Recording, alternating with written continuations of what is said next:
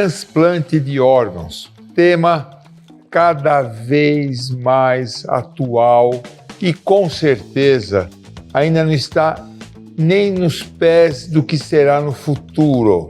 Transplante de órgãos de cadáver ou transplante, inclusive, intervivos. Então, para falar sobre esse assunto, eu chamei o Dr. Eduardo Antunes, cirurgião responsável pelo transplante de fígado do Hospital Sírio-Libanês, e do professor Paulo Pego, cirurgião cardiotorácico responsável pelo transplante de coração e pulmão do Hospital Sírio-Libanês. Obrigado, Eduardo. Obrigado, Paulo. Gente, quais são os possíveis transplantes que se realiza hoje na humanidade? Então, a gente pode falar, Salim, do ponto de vista de transplante de órgãos sólidos, que a gente lembra do coração, do pulmão ou dos pulmões, porque pode ser transplante de um lado só ou dos dois, transplante de fígado, transplante de rins. Esses são os mais comuns. Eventualmente, temos transplante de intestino, transplante de pâncreas, um número bem menor. E tem os transplantes de tecidos, que é o paciente, por exemplo, um grande queimado, que faz transplante de pele, um grande traumatizado, que algumas vezes faz transplante de ossos, né? Então, esses são os transplantes que a gente fala. Quando a gente lembra muito no dia a dia o que é mais veiculado, são os transplantes de órgãos mesmo, né? Não os de tecidos. Tem o de medula óssea também, que a gente até corre em paralelo, porque as indicações são muito distintas das outras indicações. Antigamente só se falava em transplante de cadáver. Hoje em dia se fala em transplante de intervivos. Quais são os transplantes de órgãos que pode ser feito de um doador vivo para um receptor? Quando existe uma possibilidade menor daquele paciente receber um órgão da lista de espera proveniente de um doador falecido, nós começamos a pensar no transplante intervivos. Por exemplo, o fígado. Fígado é um órgão que regenera, então podemos retirar uma parte do órgão, segmentar e transplantar em outro paciente, porque os dois vão se regenerar. Então, tanto o órgão do doador vai se regenerar e conseguir atingir o tamanho habitual, quanto o órgão que é transplantado no outro paciente, no segundo receptor. Habitualmente, o transplante intervivos é mais realizado na população pediátrica, em decorrência de uma diminuição do número de doadores, tamanho específico para essas crianças que estão na lista. Então existe uma dificuldade em acomodação de um órgão de um doador adulto na cavidade abdominal pequena de uma criança. Então é feito o transplante parcial, segmentar de um doador vivo nesse receptor. Além do fígado, outro órgão que pode ser passível de transplante intervivos é o rim. Grande parte dos transplantes realizados com doador vivo, né, são realizados por transplante renal. E o pulmão também é outro órgão que pode ser transplantado com doador vivo, numa menor proporção do que fígado e rim. Esse assunto, doação, antigamente era praticamente não existia esse assunto nas famílias. Eu sei que é meio petulante da minha parte, mas uma mensagem para as famílias, o que deverão conversar entre si para dizer que eu sou doador, eu quero ser doador, eu não quero ser doador, em sendo doador, o que fazer? Então, na verdade, a legislação varia muito de país para país. E de tempos em tempos ela pode ser revisitada. Aqui no Brasil mesmo já teve várias idas e vindas, várias alterações. Hoje, o que vale para o doador que falece é a família. Não adianta o doador escrever, deixar testamento ou coisa que o valha. Quem tem autorização ou não é a família. Então o que vale é a pessoa se manifestar. Olha, caso eu venha a falecer, caso eu venha a ter morte cerebral, eu quero ou não quero ser doador. Porque isso facilita muito para a família na hora da morte, né? Que é uma hora dura, né? Uma hora muito difícil para um pai, para um irmão, para um familiar, para alguém próximo, tomar uma decisão. E essa decisão é muito mais fácil se ela souber o que a pessoa gostaria. Então, eu gostaria de ser um doador.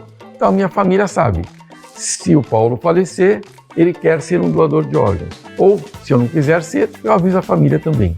Então, hoje, no Brasil, o que vale é a família autorizar ou não a doação. Antunes, muito bem. Então, alguém manifestou para a família que é doador. Agora, diante do fato, quer dizer, naquele momento que é um momento extremamente tenso e triste, o que a família deverá fazer? Importante assinalar isso que o Dr. Paulo Pedro falou, é que grande parte da não efetivação dos doadores é determinado pela recusa familiar. Então, a principal barreira na não efetivação dos doadores falecidos hoje no Brasil é a recusa familiar, que em 2024 foi de 45%. Então, a partir do momento que você manifesta em vida esse seu desejo de ser um candidato à doação de órgãos, quando o seu familiar for entrevistado para a efetivação dessa doação, aí sim a família manifesta o desejo daquele ente querido de ser um doador de órgãos, né? Então essa primeira barreira é ultrapassada. Eu acho que isso é muito importante. O processo não é um processo burocrático, não é uma coisa complexa. Eu acho que assim, uma coisa que o Eduardo acabou de comentar é a questão que eu também tinha em parte comentado, é a questão de respeitar a vontade de quem falece, né? Em geral existe essa tendência. Outra coisa que tem é a questão da segurança. Então, algumas vezes a pessoa fala, puxa, mas eu vou doar, será que a pessoa faleceu mesmo? Será que não faleceu? Então, aqui também uma outra coisa que varia a legislação de lugar para lugar, de país para país. No Brasil, a gente tem uma legislação que a gente poderia chamar de conservadora. A legislação é assim, você precisa ter o diagnóstico de um médico que ateste do ponto de vista de provas clínicas que o paciente faleceu. Depois de algumas horas, outro médico faz de novo todas as provas clínicas e atesta que tem morte encefálica. E além disso, você tem a comprovação por algum método de imagem, seja angiotomografia, seja Doppler de carótides, quer dizer, você comprova de várias formas e com horários diferentes e com médicos que não têm relação com a equipe de transplante. Então, tudo para assegurar a clareza, a legitimidade e a confiança mesmo, a confiança no diagnóstico e no sistema.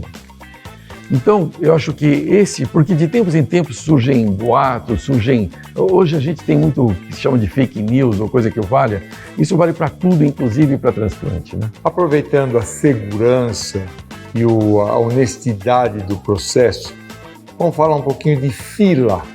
A gente ouve muita coisa sobre fila, mas eu acho que a fila do transplante é uma das coisas que eu respeito e eu acho que é séria. Antunes, fala um pouquinho sobre isso. Não, é séria. Eu acho que se tem alguma coisa que tem uma seriedade grande nesse país é a lista de transplantes de órgãos, né? Então a distribuição de órgãos ela é regulada por uma agência, o Sistema Nacional de Transplantes.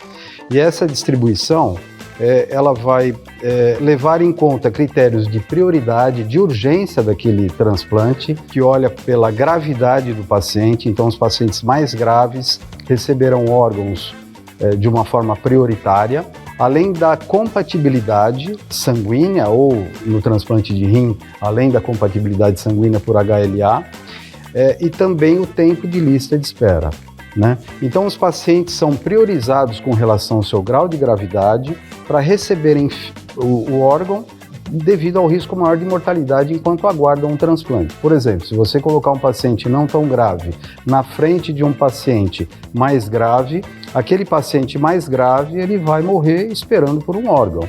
Então, existe esse conceito e isso efetivamente é feito na lista de espera. E isso é regulado pelo Sistema Nacional de Transplantes, que é um órgão vinculado ao Ministério da Saúde. Então tem uma monitorização do Ministério Público, né, das listas de transplante de todos os órgãos. Então não existe como você burlar esse sistema, né? Então é um sistema muito regulado por órgãos oficiais, governamentais e também pelo Ministério Público, que atua como um guardião dessa distribuição legítima, igualitária para todos os pacientes. E essa lista ela pode ser auditada por qualquer um. Então, por exemplo, se você é um paciente, você está na lista de espera. Então, eu sou o 10º lugar, por exemplo. Eu vou lá e vejo, puxa, o primeiro já foi transplantado ou não? Foi transplantado o 5º, por que foi o 5º e não foi o primeiro? Até isso, você tem acesso a isso. O paciente tem acesso, a família tem acesso. É uma lista absolutamente transparente. E aí entra o que o Eduardo acabou de comentar, quer dizer, Você pode ser o quinto, por exemplo, você tem um doador de 1,90 m e o receptor tem 1,50 m. Não dá, para alguns órgãos não dá. Não adianta você pegar um coração de 1,90 m e pôr numa pessoa de 1,50 m ou vice-versa, né? Então, você tem a questão de tipo sanguíneo, de compatibilidade de tipo sanguíneo, tem a questão de compatibilidade dependendo do órgão de tamanho, e tem a questão da priorização ou não de acordo com a gravidade. Mas tudo isso está escrito. E tudo isso, se você não entendeu, você pode mandar um e-mail para a Secretaria de Saúde, porque isso, principalmente num estado como São Paulo, que é um estado que é o estado que mais transplanta, tem uma secretaria muito organizada nisso, né? Que se reporta ao Sistema Nacional de Transplante, mas ela no dia a dia gerencia os órgãos e os transplantes aqui de São Paulo. Então você manda um e-mail, por exemplo, e fala, olha, eu sou o 8º da lista e foi transplantado o 10º. Por que ele passou na minha frente? E as pessoas vão falar, olha, aconteceu isso, isso e isso. Então é muito claro, né? O pouco importa se aquele paciente tem um seguro, tem um convênio, ou se ele é SUS, todos vão seguir a mesma fila. A fila é única para todos os pacientes daquele estado. Independente do hospital também. Também. Ele pode ser colocado aqui ou pode ser colocado em qualquer outro hospital. Isso entra numa lista do estado.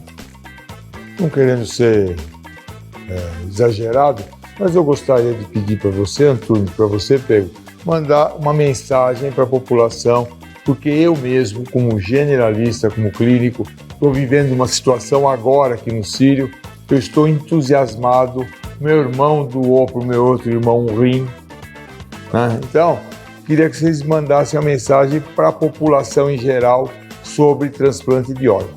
Bom, eu tenho uma frase que eu gosto muito, que é a seguinte: o transplante é a mais profunda conexão entre seres humanos. Manifeste em vida o seu desejo de ser um doador, caso venha a ter uma morte encefálica. Manifeste isso em vida com algum familiar seu, porque isso é muito importante. Na mesma linha, né, o transplante só existe com doação, né? Quer dizer, você pode ter toda a estrutura, ter o hospital, UTI, todo mundo pronto. Se não houver doação de órgãos, não existe transplante. Então, a doação é o primeiro, né, para você iniciar o processo. E a outra questão que já foi ressaltada em algumas campanhas, que acho que vale muito a pena, eu estou me referindo a essa questão de doador pós-morte, né, doador de morte encefálica, é a questão de você não ganhar nada levando os seus órgãos embora, né? Se eles forem úteis, eles podem ajudar muitas pessoas. Então, cada um de nós, se formos doadores, podemos ajudar entre 10 a 12 pessoas. Então, isso faz uma diferença enorme para a sociedade em que a gente vive e para as pessoas no geral, né? Acho que é um conceito de cidadania muito forte. E se cada um de nós que puder ser doador um dia ajudar, isso muda a qualidade e a quantidade de vida de muitas pessoas. E com certeza, isso nós temos experiência. Os familiares de alguém que doou pós-morte é uma coisa muito nobre e muito alegre, muito feliz de que seu ente querido, que poderia estar agora enterrado ou cremado, criou boas situações para vários seres humanos. É uma cena muito bonita. Obrigado, Antunes, e obrigado, Paulo Pedro. Obrigado, Salim. Obrigado, nós.